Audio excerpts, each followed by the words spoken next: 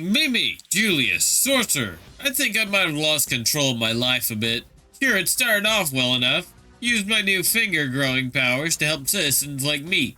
Regrew limbs, closed wounds, etc.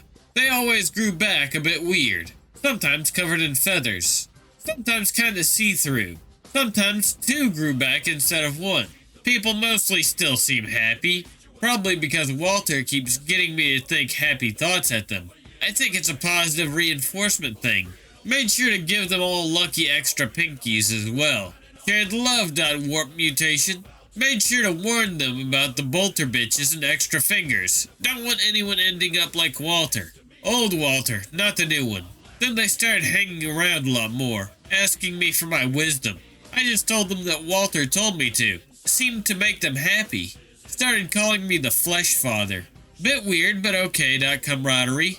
Didn't help that they heard me talking to Walter. New Walter, not the old one. Now they think I can speak with the dead. They start calling themselves the Sons of Sturkis. My face when I think I accidentally started a cult. My face when they want to start a revolution against the Sororitas to avenge Walter the Martyr. Mimi, Sister Carmitza. You lucky fellow. Representative of the Order of Famulaus of the Shining Path. Attaché to the Order Militant of the Ermine Mantle for the Thomas Crusade, and, in theory, their chief diplomat and negotiator. Although, as I'm sure you can imagine, it's not a title that sees very much use. The Sisters of the Ermine Mantle do not engage in an exceptional amount of diplomacy.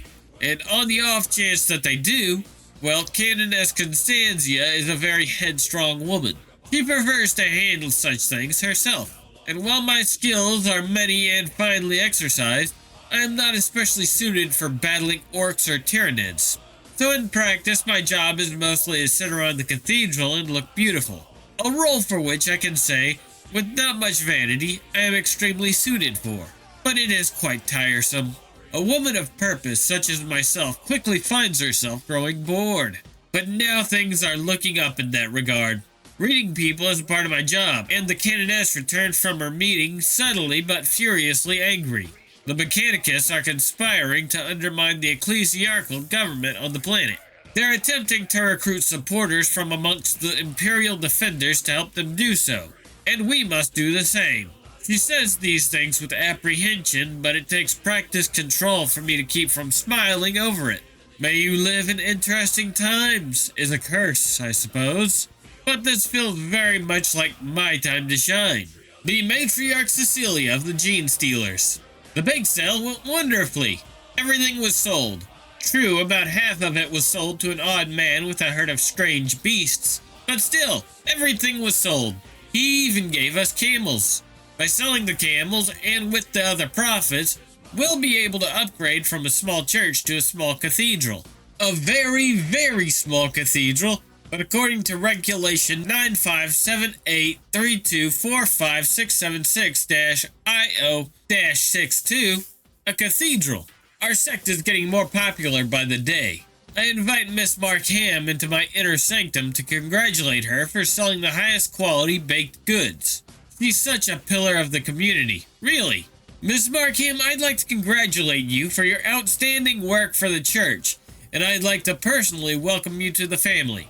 I grasp her tightly and give her the kiss. I let her go, and as I feel her connect to the broodmind, one more to the family.jpg, she hugs me and gives praise to me. There, my child. I know. I'm pretty great. Now then, here is a vial of my holy blood. Place a drop into all the cookies you bake. It will not welcome anyone into the family, but it will form the weakest of psychic links to myself, allowing for easier manipulation.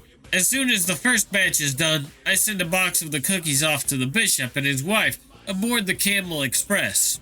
Some genius is using these camels as a mailing service. Camel Gene Stealers. Is that possible? Do I want to kiss a camel? Mimi, Clang.mp3. Drathor, Clang.mp3. Be in the mid Clang.mp3. So yeah, Bannock isn't happy. I think he was using some form of language before, but not anymore. Now he's just screaming like one continuous ah. Flymarbo.gif. Clang.mp3. Ah.png. Playing.mp3. .png. At least it's better than the pipes. He's somehow going faster than before. Feels like he's hitting harder too. Manlet rage.gif. But hey, now I can actually think. Brightside.jpg.